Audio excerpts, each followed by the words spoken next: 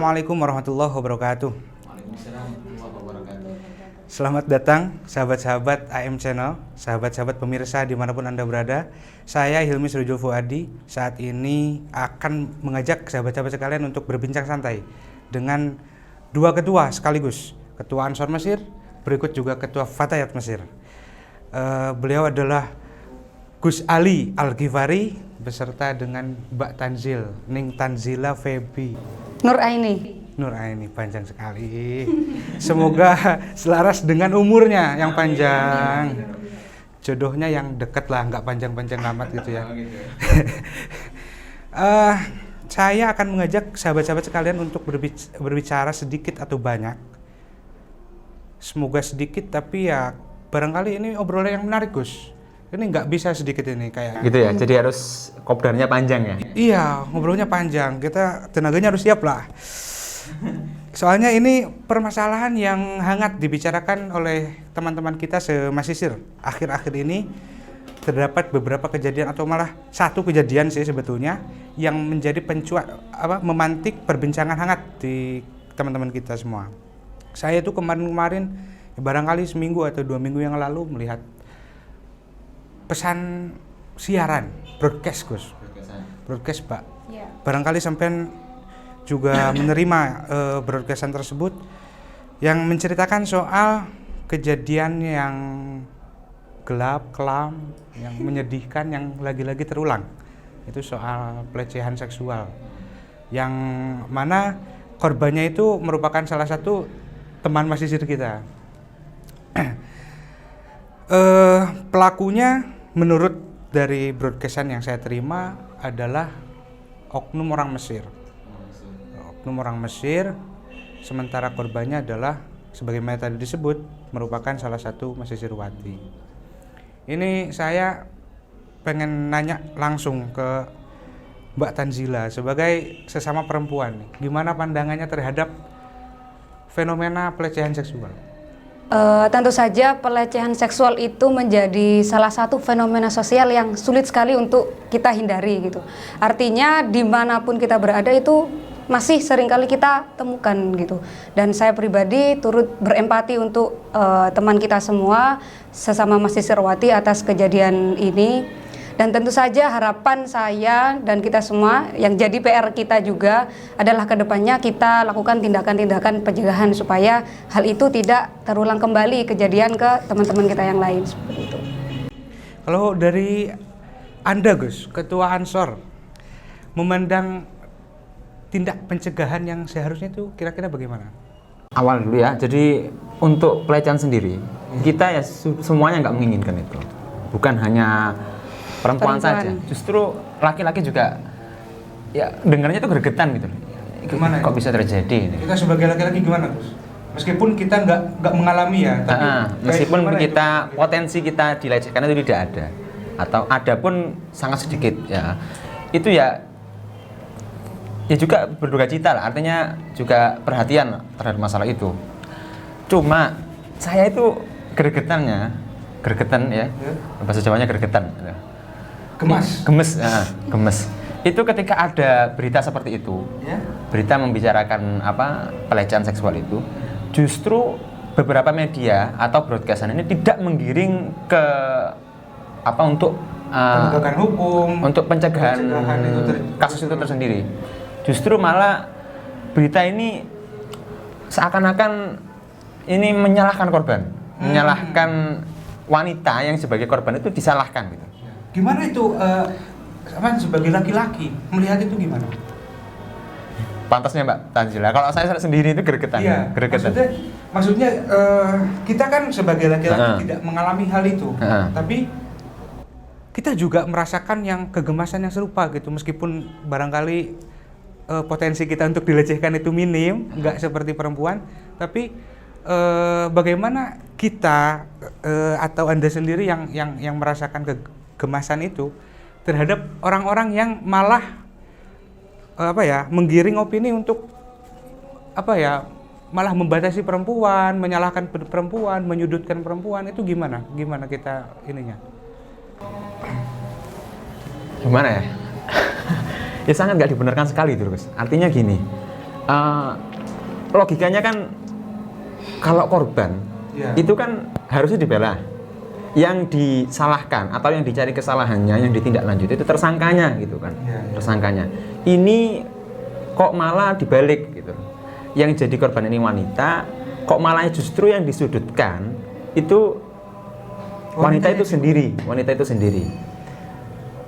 Contoh kemarin setelah adanya kejadian itu, terus muncul beberapa broadcastan. Salah satunya itu ya udahlah, berarti ini yang perlu dikoreksi adalah adab dari akhwat kita sendiri, dari mahasiswa itu sendiri. Salah satunya sering pulang malam dan siapa sih yang nggak tahu bahwasanya pulang malam itu nggak boleh? Semuanya tahu. Tapi kenapa kok himbauan tersebut, broadcastan tersebut muncul ketika setelah terjadi pelecehan? Apa ada hubungannya antara pulang malam sama pelecehan itu terjadi? Kan nggak ada hubungannya. Kalau dari Mbak Tanzila, gimana Anda memandang atau sampean memandang ini kan semacam victim blaming. Setelah dia jadi korban, dia juga disalahkan. Jadi dia menjadi double victim gitu loh, menjadi korban atas ya pelecehannya itu sendiri, kemudian menjadi korban atas opini publik gitu yang malah digiringkan untuk semakin membatasi perempuan kalau dalam pandangan saya. Nah, kalau ngobrolin pelecehan seksual itu setidaknya ada 3 tindakan gitu yang perlu kita fokuskan gitu. Yang pertama adalah pencegahan gitu, bagaimana caranya biar pelecehan seksual itu nggak terjadi lagi. Yang kedua adalah kalau memang itu sudah terjadi, kita perlu melindungi korban. Nah, perlindungan korban ini sangat penting gitu. Yang ketiga adalah tindakan untuk pelaku.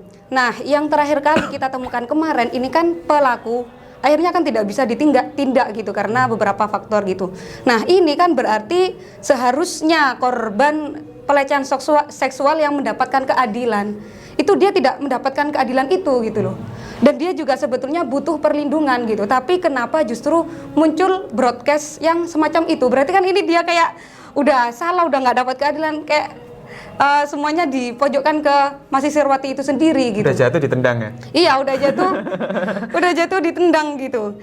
Nah, yang juga yang bikin saya gregetan di broadcast itu dicantumkan seperti ini. Ada opini subjektif sekali saya kira. Itu mengatakan bahwa ya ini semuanya setiap tindak kriminal pelecehan itu pasti ada pemicunya, dan pemicunya itu nggak lain dari mahasiswati. Nah, pola pikir seperti ini nih yang pengen banget saya kritisi gitu. Kenapa? Apapun tindakan kejahatan pelecehan seksual itu nggak bisa kita limpahkan ke korban, harus ke pelaku. Ibaratnya gini gitu, kalau gampangnya ya, ada orang kaya banget, dia itu dicuri, dirampok gitu. Nggak bisa kan kemudian, wah ini pemicunya ya karena korbannya dia terlalu kaya gitu. Nah, ini kan nggak bisa semacam itu kan. Jadi kayak nggak bisa. Kamu dicopet, ya berarti jangan naruh uang di dompet, kan logikanya salah. Nah iya, itu nggak bisa gitu. Semuanya seolah-olah membenarkan copet itu, seolah-olah membenarkan pencuri itu, seolah-olah membenarkan peleceh itu. Kalau gitu kan nggak ada orang mau kaya gitu kan kalau mau dirampok seperti itu. Jadi itu yang yang kemarin gitu yang sempat bikin saya greget dan saya kira harus kita tanggapi di kali ini. Kalau soal pencegahan ini gimana sahabat-sahabat Ketua Ansor dan Ketua Fatih melihat ini? Soalnya yang saya baca dari kemarin dari Informatika Mesir, itu salah satu media di Mesir, itu mereka melaporkan bahwa dan mengutip dari Ketua DKKM katanya dalam 2 bulan terakhir ini saja ada 10 aduan yang masuk, 10 aduan terkait pelecehan seksual, dan itu hanya angka yang diadukan saja. Artinya terdapat potensi angka yang lebih besar di balik itu gitu. Sementara dalam setahun ini, dalam jangka setahun terjadi 74 kasus yang terjadi. Artinya yang saya lihat dari rentetan angka tersebut ada kegagalan dalam pencegahan, penindakan hukum yang menjadikan fenomena itu terus terulang lagi. Ini gimana nih? Apakah pencegahan yang sudah dilakukan oleh pihak-pihak yang berwenang sampai lihat sudah tepat atau kurang optimal, atau bagaimana saran-saran dari Ketua Fatayat sendiri lah? Saya pengen nanya. Tentu gitu, untuk mencari solusi gitu ya, pencegahan itu memang butuh butuh effort lah gitu, nggak mudah gitu. Nah, yang saya tahu gitu, kemarin-kemarin yang sempat diusahakan oleh teman-teman Wihda dan juga PPMI itu ada pemberlakuan jam malam, dan itu saya lihat sudah diberlakukan sejak 2019 tahun lalu bulan Desember. Nah, saat itu juga mengikuti sekali gitu kan. Mereka itu yang saya kritisi ya, yang saya kritisi juga, mereka itu memang sebelumnya itu bikin form gitu. Form disebar ke teman-teman mahasiswati, dan di situ tanya pendapatnya gimana kalau kita berlakukan jam malam gitu kan. Nah, kemudian yang saya kritisi di situ nggak ada sosialisasi sama sekali gitu. Ini kenapa gitu kok muncul tiba-tiba tawarannya hanya jam malam gitu kan? Mengingat gitu kesibukan mahasiswa itu kan banyak sekali gitu. Saya penasaran gitu pertimbangannya kenapa kok jam malam gitu, dan ujuk-ujuk langsung keluar himbauan atau peraturan itu gitu harus jam malam, kecuali hal-hal yang mendesak. Di situ disebutkan ada 4 kalau nggak salah.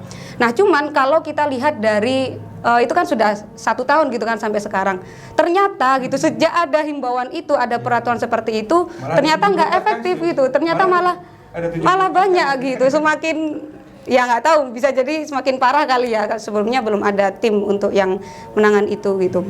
Nah, gimana? Berarti itu kan yang pilihannya gitu antara 2 gitu, memang mahasiswa yang belum sadar akan hal itu gitu, masih meremehkan hal itu sehingga peraturan itu masih dikesampingkan, atau memang aturan semacam itu tuh sama sekali nggak efektif gitu.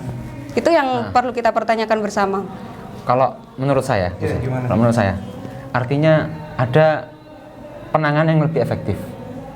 Semacam, kalau ini tadi kan semacam peraturan yang himbauan, peraturan yang real ditulis ya, ada yang ditulis, semacam harus turut ditaati itu.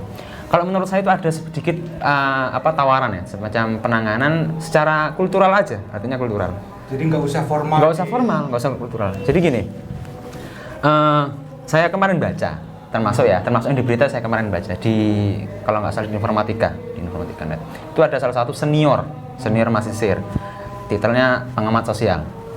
Itu mengatakan gini, ya seharusnya untuk mencegah penyelewengan sosial ini, kita harus menjadikan azan ini sebagai cermin. Jadi kita tutup semua kesempatan ada potensi laki-laki sama cewek itu berkumpul. Yang kayak gini juga dilarang nih. Seperti ini juga. Bubar. Itu saya nggak tahu karena logikanya di mana gitu. Jadi artinya gini, apa mesti cowok sama cewek ketika berkumpul itu menyebabkan seperti organisasi dan lain-lain. Padahal kalau sependek yang saya ketahui ya, orang ini misalkan saya ini mesti setiap orang itu pikirannya fokus satu, nggak ada fokusnya 2, artinya 2 hal terus jadi fokus dua-duanya, nggak bisa, mesti ada yang satu kan kalah. Artinya gini, bisa dikatakan ketika orang berbuat negatif, otomatis positifnya dia lebih minimal, dia di dalam pikirannya ini negatifnya lebih dominan. Ketika hal tersebut yang seperti dikatakan yang di berita tadi, organisasi tutup, semuanya tutup. Loh, organisasi ini itu kan Saluran fokus ya. saluran positif gitu loh, wadah positif kita untuk bersosial. Kan nggak mungkin kita lagi fokus, artinya memikirkan satu hal tentang organisasi positif, memajukan organisasi, terus mengerjakan program, terus kepikiran ke sana gitu. Kalaupun ada pun itu sangat sedikit lah. Jadi justru malah ya sudah, kita perbanyak aja organisasi, kita perbanyak wadah-wadah kajian, kita perbanyak. Jadi biar mereka ini Fokusnya di situ. fokusnya di positif gitu. Nggak mikir kemana. Nggak mikir negatif. Rata-rata. Apakah pernah kita coba riset ya.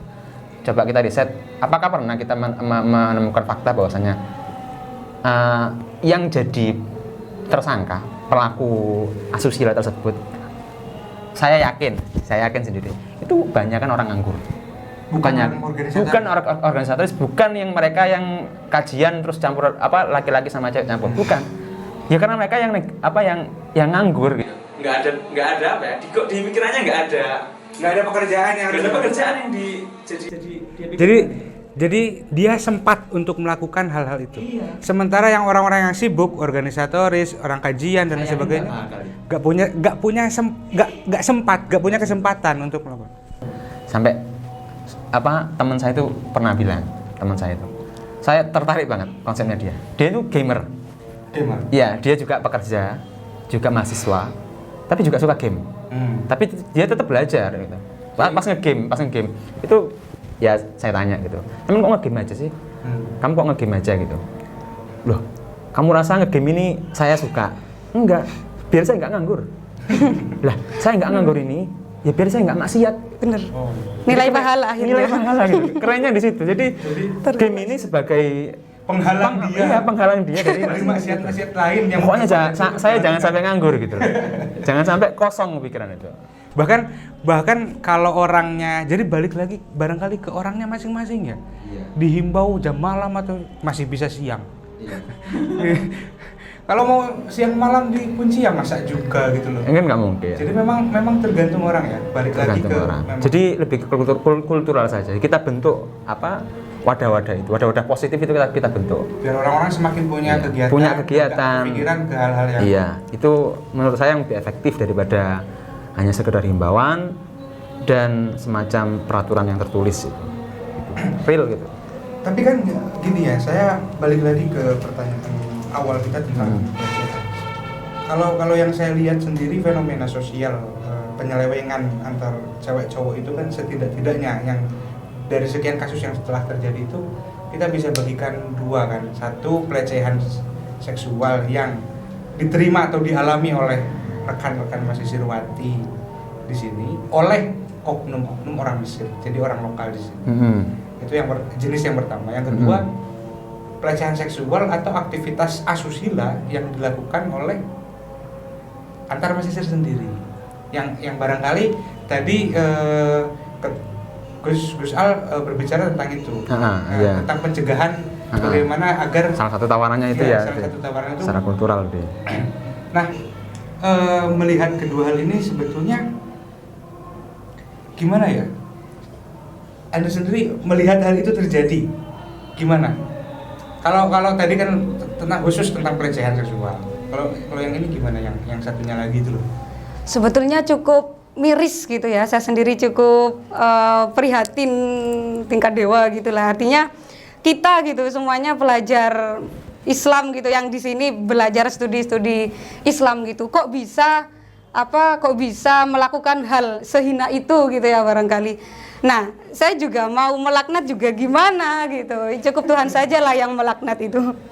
Nah, jadi apa ya yang menarik tadi gitu yang disampaikan Gus Al juga ada usulan oke, kita batasi, kita bubarkan gitu forum-forum yang melibatkan laki-laki dan perempuannya. Saya kira ini juga bukan saran yang solutif gitu loh. Kalau misalkan dibubarkan seperti ini gitu, apakah kita bisa jamin gitu teman-teman yang akan selamat? Teman-teman juga akan selamat itu kan nggak bisa gitu. Apalagi yang asusila gitu. Barangkali oke lah saya ikut kajian gini kumpul sama teman-teman cowok. Tapi kalau saya punya pacar di luar, saya asusilanya sama teman pacarin, nah itu kan nggak ada yang jamin gitu. Sama aja hal-hal semacam ini dibubarkan, tapi faktornya itu bukan dari situ gitu.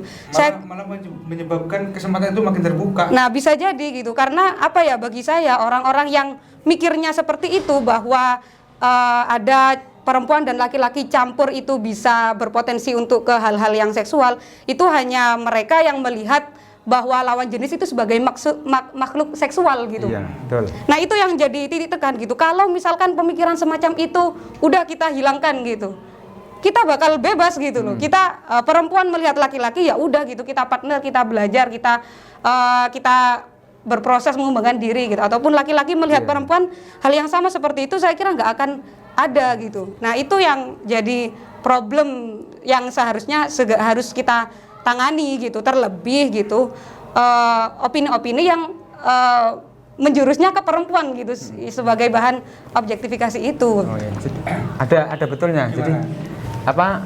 Saya tertarik sama yang terakhir tadi yang dikutip sama Mbak Tanzila. Artinya dengan apa? Dengan kita ada kumpulan kajian antara laki-laki sama perempuan, itu justru malah membuat kita sadar bahwasanya ya ikatan kita ini harus kita hormati dia itu. Tidak hanya sebagai objek seksual. Iya, Artinya gini. Ya patut kalau dengan yang terjadi saya sampaikan tadi, yang antum sampaikan, segini yang terjadi, segini yang terjadi. Ya harus kita sadari bahwasanya kesadaran sosial masisir kalau sebesar itu kasusnya, ya berarti memang ada penurunan kualitas kesadaran sosial pada itu. Otomatis dengan ada penurunan itu berarti cara pandang masisir atau masisirwati berarti dia masih belum bisa memandang bahwasanya manusia entah laki atau perempuan dia itu bukan objek atau subjek seksual aja, tapi dia juga objek atau subjek yang berpikir spiritual, dia objek subjek sosial, manusia seutuhnya. Dengan adanya tawaran yang usulan tadi yang saya sampaikan secara kultural, itu kan justru mengaktifkan, menciptakan kesadaran itu, menguatkan bahwasanya saya ini makhluk sosial, saya ini makhluk spiritual, saya ini makhluk tanpa memandang jenis kelamin. memandang jenis kelamin. Jadi memang hal itu ya yang sekiranya harus peran dia sebagai makhluk sosial, peran dia sebagai makhluk spiritual dan makhluk intelektual itu harus ditonjolkan. Justru adanya perkumpulan tersebut menonjolkan itu. Gitu. Jadi kita tuh kajian ya bukan itu kan aktivitas intelektual, bukan aktivitas seksual. Nah itulah. Jadi bagaimana bisa gitu dia aktivitas intelektual disimpulkan sebagai biang kerok terjadinya aktivitas seksual. Kalaupun ditutup, organisasi ditutup, kajian laki-laki cewek ditutup, bisa jadi semakin membludak. Saya yakin itu. Jarang-jarang ketemu cowok kan, sekali ketemu jadi der gitu kan. Tapi balik lagi Gus, nggak semua mahasiswa itu teman-teman kita semua pemikirannya sama dengan apa yang kita sampaikan. Malah broadcast yang kemarin tersebar itu loh, itu kan yang judulnya saja ini barangkali Sautul Mar'ah Aurah. Ya barangkali dia memakai diksi-diksi fikih, meskipun itu kan mukhtalaf. Dulu masih ada pandangan-pandangan tentang hal itu. Sekarang kan udah. Tapi kan dia kemudian meluaskan, diperinci ya. Iya. Sautul Mar'ah itu ya kayak gimana sehingga sangat sekali terlihat bahwa perempuan ini ya harusnya diem gitu loh. Sumber fitnah. Iya, sumber fitnah. Dianggap sebagai sumber fitnah. Gimana ya? Memosisikan perempuan itu sebagai termos yang harus diem aja gitu loh.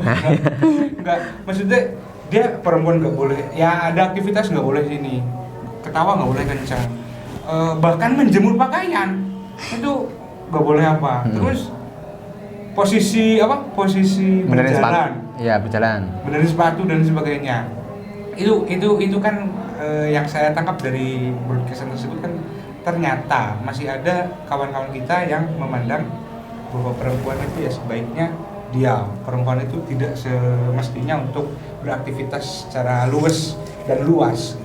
Bagaimana Anda berdua memandang itu, memandang pikiran-pikiran semacam itu? Gimana? Saya lihat dari broadcast itu, dari poin-poinnya itu sebetulnya banyak banget yang harus dikritisi gitu. Jadi yang saya paling greget itu ada jangan berjalan di depan laki-laki kayak gitu. Saya tuh bayangin gimana gitu. Saya di depan gerbang rumah itu ada amu-amu ambuba yang dia selalu standby di situ. Bayangin kalau nggak boleh berjalan depan laki gimana gitu. Saya mau keluar rumah gitu. Nah, yang perlu kita garis bawahi sekali lagi itu adalah bagaimana adat ataupun norma kesopanan itu nggak bisa kita kaitkan dengan pelecehan seksual itu sendiri. Betul. Mau saya jalan di depan cowok, mau saya jemur daleman seperti itu, atau itu nggak bisa mau saya tali sepatu pakai nungging itu juga nggak ada hubungannya sama pelecehan seksual gitu. Saya mengamini gitu bahwa setiap daerah gitu, setiap negara itu punya adat gitu.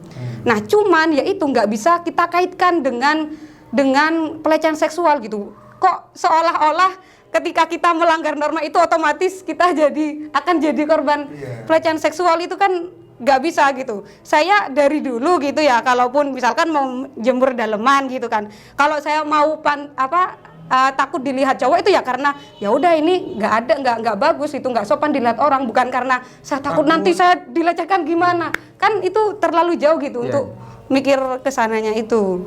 Malah gini loh, kayak semacam adat. Ya memang kita punya kewajiban sebagai pendatang untuk menghormati adat setempat. Standar normanya ya. Standar normanya kita memang harus adaptasi barangkali ya. Karena ya bagaimanapun ini negara yang sangat jauh, punya adat dan kesopanan yang barangkali berbeda. Berarti tadi kita tidak mengaminkan, artinya yang disampaikan Mbak Tanzil, iya betul itu salah gitu. Tapi poinnya bukan kan, itu bukan sebab pelecehan ya. Iya, itu bukan sebab pelecehan, nggak bisa kita sangkut pautkan. Dan barangkali gini, meskipun adat di Mesir barangkali saya nggak tahu kalau baju merah itu artinya undangan.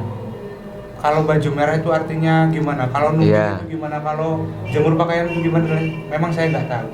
Tapi kalaupun itu dipandang salah oleh adat Mesir, adat lokal di sini, apakah kesalahan kita dalam mengikuti adat mereka menjadikan mereka atau siapapun saja boleh legal untuk melecehkan kita? Apakah dengan kita memakai baju merah itu sama dengan menghalalkan diri untuk dilecehkan gitu loh? Kan nggak juga. Jadi maksudnya ini adat, oke, kita hormati, tapi kan pelecehan seksual bahkan pemerkosaan itu kan hal lain ya. Terus berarti kayak gini. Tadi saya katakan ketika ada anak perempuan jemur pakaian dalam di balkon, nggak bisa dijemur ditutupi nggak bisa, itu ditaruh depan. Itu dicap, kalaupun dicap dia perempuan murahan. Nah, lantas kalau memang dia perempuan murahan, apakah boleh dia dilecehkan? Berarti kan yang salah, berarti kan mengutip ya. Yang cowok berarti kan mengutip, yang salah kan yang cowok. Iya dong. Jadi kita malah, atau barangkali sebagian orang yang mendukung atau punya pandangan seperti itu malah mendukung pelecehan itu malah terjadi terus gitu. Nah, itu yang disayangkan. Yang seperti tadi kita bicarakan itu, apakah dengan menjemurnya itu merupakan menghalalkan diri gitu untuk nggak mungkin juga. Dan saya rasa semua masisirwati atau masisir itu sudah sadar kok. Artinya seperti jemur pakaian itu kayaknya semua sudah tahu itu. Nggak melakukan itu. Itu semua norma standar internasional itu. Semua orang tahu. Terus kayak pulang malam itu kan juga semuanya tahu gitu. Semuanya tahu.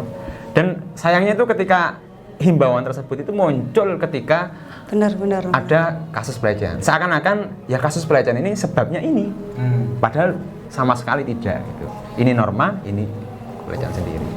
Nah, tapi gini Gus, di sisi lain wacana soal ini loh, soal yang barusan kita obrolkan itu gimana ya? Apakah kita harus membiarkan broadcast-an itu terus menyebar dan kemudian dibaca oleh banyak orang, atau kita juga harus punya kontra wacana gitu loh, bahwa sejatinya ya perempuan yang tadi sampai sebutkan itu, bahwa perempuan juga manusia yang seutuhnya. Bahwa perempuan atau laki-laki bagi lawan jenis itu bukan hanya makhluk seksual semata, melainkan makhluk intelektual.